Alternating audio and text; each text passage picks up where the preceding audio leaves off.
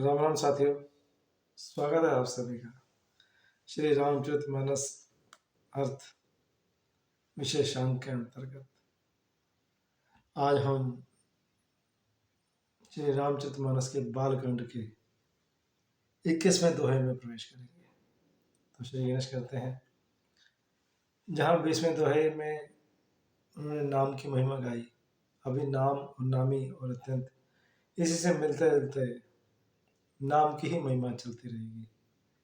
अभी इसी का आनंद लेंगे कि नाम बड़ा या राम खुद बड़ा। यही इसी की आज उलझन से सुलझ पाएंगे, इस प्रश्न का उत्तर मिलेगा। तो प्रवेश करते हैं 21वें दोहे में। समुझत सरिस नाम अरुनामी, प्रीति परस्पर प्रभु अनुगामी। नाम रूप द्वि ईस उपाधि, अकथ अनादि सुसामुझि साधि। समझने में नाम और नामी दोनों एक से हो सकते हैं। समझने में नाम और नामी दोनों एक से हैं, किंतु दोनों में परस्पर स्वामी और सेवक का संबंध है। वैसी प्रीति है जैसे स्वामी और सेवक में होती है। अर्थात नाम और नामी से पूर्ण एकता होने पर भी जैसे स्वामी के पीछे सेवक चलता है, उसी प्रकार नाम के पीछे नामी चलते हैं। वो जिसने नाम जपा वो नामी कहलाया, वो पीछे वो नाम आगे आगे। प्रभु श्री राम जी अपने राम नाम का ही अनुगमन करते हैं। नाम लेते ही वहां आ जाते हैं। दैट्स मीन जो भी कोई राम के नाम को जपता है, जब उसकी साधना पूरी हो जाती है, फिर वो राम में समाने के लिए तैयार हो जाता है, तो राम जी उसके समक्ष प्रकट हो जाते हैं। ये कोई एक क्षण की बात नहीं होती, ये जन्म जन्म की तपस्या होती है। और बात मोटे तौर पर कृपा की है कि प्रभु की कृपा कब किस पर कितनी होती है, कब राम प्रकट होते हैं सामने। नाम तो हर कोई ले रहा है, तो कब प्रकट हुए ये एक विषय है अपने आप में। वो धीरे धीरे जब हम बार बार इसका अध्ययन करेंगे, पठन पाठन करेंगे, तो हमें समझ में आता चला जाएगा। बात सारी कृपा की है, तो दर्शन हो जाते हैं। अन्यथा लगे रहो, कितने जन्म बीत गए कुछ नहीं पता, कितने होने वाले हैं अभी वो भी नहीं पता। आप सिर्फ कर्म कर सकते हैं, आप सिर्फ राम का नाम ले सकते हैं। वो कब अपनी दिन वो आप पर कब कृपा करेंगे, कब आपकी प्रार्थना स्वीकार होगी, ये वही जानते हैं। नाम और रूप दोनों ईश्वर की उपाधि हैं। हमने कहा भाई ये राम है, अब राम एक नाम है, उसकी उपाधि में रूप उसका इस तरह के दिखते हैं, ऐसे ऐसे उनकी बनावट है, ऐसा ऐसा उनके अंग हैं, ऐसे ऐसी उनकी छवि है, ऐसा रूप लावण्य है। तो ये सब रूप और नाम का विषय है, उपाधि का विषय है। ये भगवान के नाम और रूप दोनों अनिवर्चनीय है, कोई कह नहीं सकता इसके बारे में कुछ भी। ये अनादि हैं और सुंदर शुद्ध भक्ति युक्त है। भक्ति युक्त बुद्धि से जब इनका नाम, इनका दिव्य अविनाशी स्वरूप जानने में आता है, शुद्ध भक्ति से इनका दिव्य अविनाशी स्वरूप जानने में आता है। खाली राम राम मुंह में रटते रहने से कुछ नहीं होना। जब हम चित्त से अंदर से पूरे ध्यान से राम का नाम जपेंगे, तो उसके रूप के दर्शन भी होंगे। ये वो यहाँ तुलसीदास जी बताना चाह रहे थे। को बड़ छोट कहत अपराधम, सुनि गुण भेद समझे हैं साधु, देखिए ही रूप नाम आधीना, रूप ज्ञान नहीं नाम विहीना। इन नाम और रूप में कौन बड़ा है कौन छोटा, यह कहना तो अपराध है। ऐसा कोई कुछ नहीं कर सकता कि राम का स्वरूप बड़ा है या राम का नाम बड़ा है, ऐसा कुछ नहीं कर सकते। नाम बड़ा हुआ या रूप बड़ा हुआ, ये सब अपराध है इसको कहना भी। नो कंपटीशन, कुछ नहीं कह सकते इसके विषय में। इनके गुणों का तारतम्य कमी बेशी सुनकर साधु पुरुष स्वयं ही समझ लेंगे। मतलब जिनको इस चीज का बोध है वो जान जाएंगे कि नाम और रूप में कौन बड़ा है। इसकी तर्क वितर्क तक तो ठीक है, कुतर्क नहीं करना है इसमें। जहां हमने कुतर्क किया वहां नाम का नाम खंडित हो जाता है। तर्क वितर्क तक तो राम और नाम और रूप समझ में आता है, करो कोई दिक्कत नहीं। मगर जहां हमने कुतर्क करने शुरू कर दिए वो फिर अन्यथा हो जाएगा, उसका कोई औचित्य नहीं। रूप नाम के अधीन देखे जाते हैं।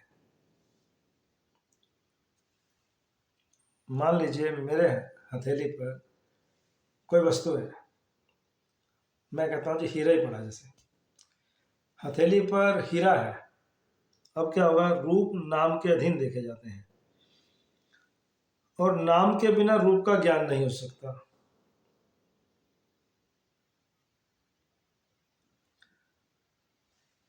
रूप नाम के अधीन है। रूप जो है मतलब हीरा जो है, हमें मालूम, हम क्या करेंगे, ये हीरा रखा हुआ है मगर रूप जो है वो नाम के अधीन है। हमें पता होना चाहिए कि वो क्या है। वो हीरा है तो हीरा उसका नाम है, अपने आप में हीरा एक वस्तु है। वो जो नाम के बिना रूप का ज्ञान नहीं हो सकता। यदि हम उसका नाम ही नहीं जानते, हमें नाम ही नहीं मालूम किसी चीज़ का, तो हम उसके रूप का करेंगे भी क्या, हमें ज्ञान ही नहीं हो पाएगा कि वो चीज़ है क्या, उसकी क्या वैल्यू है। इसी प्रकार रूप नाम के अधीन देखे जाते हैं, नाम के बिना रूप का ज्ञान नहीं हो सकता। रूप विशेष नाम बिनु जाने, करतल गतन पर ही पहचाने। सुमरिय नाम रूप बिनु देखे, आवत हृदय स्नेह विशेखे। कोई सा विशेष रूप बिना उसका नाम जाने हथेली पर रखा हुआ भी पहचाना नहीं जा सकता, और रूप के बिना देखे भी नाम का स्मरण किया जाए तो विशेष प्रेम के साथ वह रूप हृदय में आ जाता है। अब ये सगुण और निर्गुण ब्रह्म की चर्चा को चला रहे हैं गोस्वामी तुलसीदास जी। वो बता रहे हैं कि उसमें भेद कुछ नहीं, कोई अंतर नहीं है वाकई ही। तो भगवान जो है वो निर्गुण है मगर वो सगुण होते हैं। तो हमें उसके विषय में तब पता है, पहले हम नाम जपते हैं फिर रूप का ध्यान करते हैं। नाम जपते जपते हमें रूप का ध्यान अपने आप से आना शुरू हो जाता है कि राम ऐसे होंगे। हमने राम का नाम लिया, कृष्ण का नाम लिया, दुर्गा का नाम लिया, कोई भी नाम हम जपते हैं, शिव का नाम, कोई भी, किसी भी अपने कोई भी हमारे इष्ट हो सकते हैं, हम उनका नाम जपते हैं। फिर हम पहले सिर्फ नाम ही जप रहे हैं, हमें उसके बारे में मालूम नहीं है उनका रूप कैसा है। मगर जपते जपते जपते जपते एक समय ऐसा आता है कि हमें उसका रूप का बोध भी होना शुरू हो जाता है और समझ आ जाता है कि ये वो रूप है जिसका हम नाम जप रहे थे, इसका ये नाम है। उस नाम का हमें नाम के जपने से वो रूप का बोध होना शुरू हो जाता है और हमारे सामने आ जाता है, तो हम उससे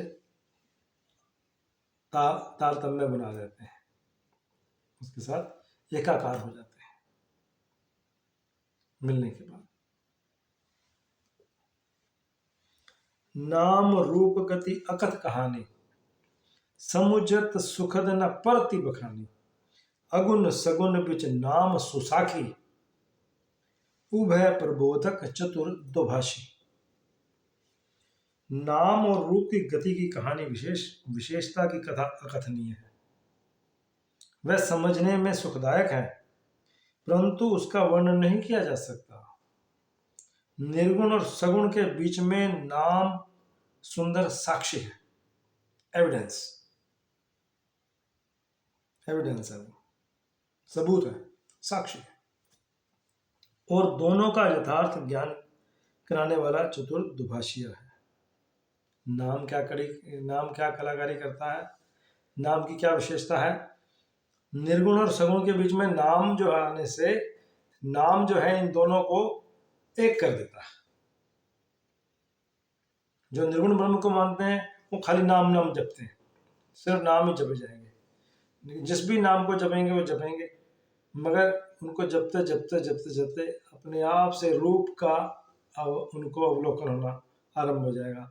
जब रूप सामने आ जाएगा तो नाम और रूप एक हो जाएंगे कि यही वो था जिसका हम नाम जप रहे थे और हमने उसको पा लिया। सगुण निर्गुण और सगुण में एकाकार कर देता है नाम की वो ताकत। राम नाम मणि दीप धर, जी ही देहरी द्वार, तुलसी भीतर बाहर, तुलसी भीतर बाहर हो, जो चाहे शिव जिया। विशेष तुलसीदास जी कहते हैं यदि तू भीतर और बाहर दोनों ओर उजाला चाहता है तो मुख रूपी जीव के द्वार पर,